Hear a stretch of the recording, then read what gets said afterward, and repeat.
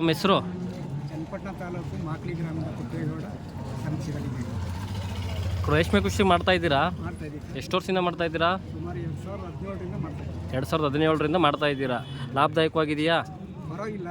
ಆದರೆ ಈಗಿನ ಇದರೊಳಗೆ ರೋಗ ಬಾಧೆಗಳು ಕೀಟ ಬಾಧೆಗಳು ಜಾಸ್ತಿ ಆಗಿರೋ ದೆಸೆಯಿಂದ ಇಳುವರಿ ಎಲ್ಲ ಕುಂಠಿತ ಆಗ್ತಾ ಇದೆ.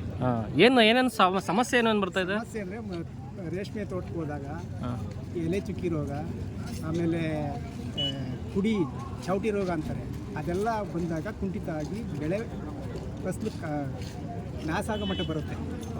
100 ಮಟ್ಟೆ ಮೇಯಿಸುವಂಥ ಸೊಪ್ಪು 50 ಮಟ್ಟೆ ಸಾಲಲ್ಲ.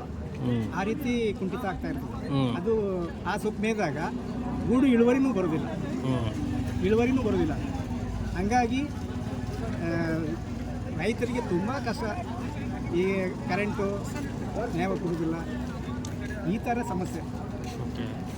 ಚೀನಾ ರೇಷ್ಮೆ ನಿಂತಲೇ ಈಗ ರೈಟು ಪರವಾಗಿಲ್ಲ. ಈಗ ಈಗಿನ ಲಾಸ್ ಏನಿಲ್ಲ.